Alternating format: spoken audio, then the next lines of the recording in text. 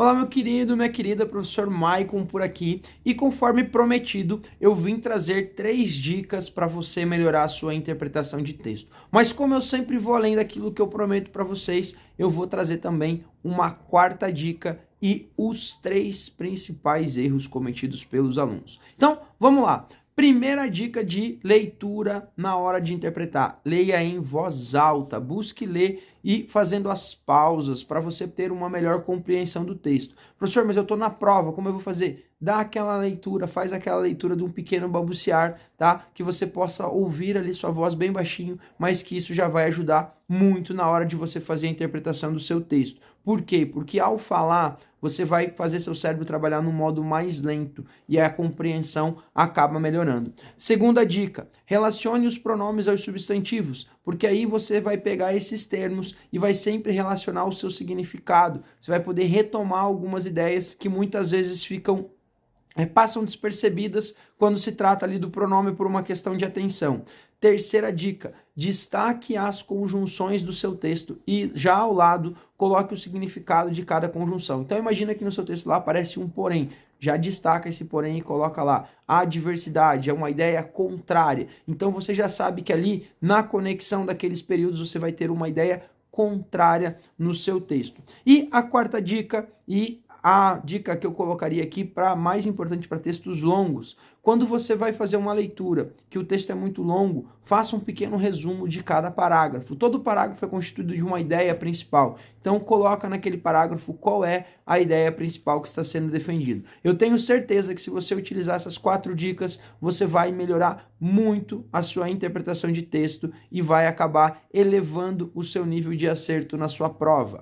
Mas as dicas não param por aí, eu falei também que traria 3 dicas, ou melhor, 3 erros comuns na hora de fazer a interpretação e a compreensão de texto pelos alunos. Então vamos lá.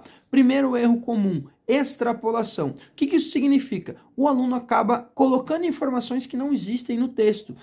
Por meio de uma partícula do texto, você acaba trazendo coisas, dando aquela viajada na maionese. Então, isso é um erro muito comum e daí na hora de responder o exercício, você deduziu, trouxe informações que não estão lá e acaba errando as questões.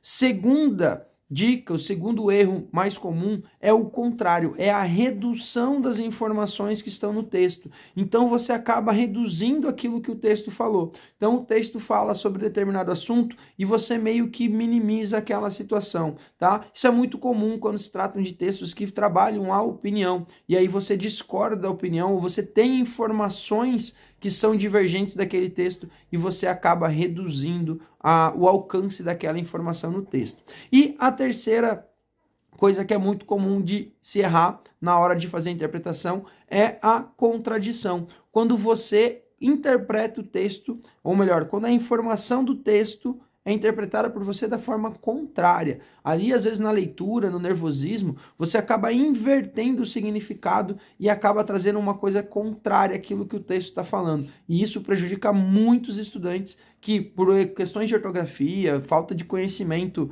né, do que o texto está falando, acabam sendo prejudicados porque invertem o sentido, a semântica das palavras no texto. Meus queridos, grande beijo para vocês. Essas são as 3 dicas e os 3 erros mais comuns que os estudantes cometem na hora de interpretar textos. E se você não quer errar na hora de interpretação para fazer a sua redação e a sua prova do Enem, vem comigo no Jornada Rase na Redação. O e-book, o link está disponível aqui no meu Instagram para você adquirir e começar a treinar a sua redação, a estudar com um método desde já. Não deixe se aproximar porque o tempo está passando e a cada dia nós chegamos mais perto da prova do Enem.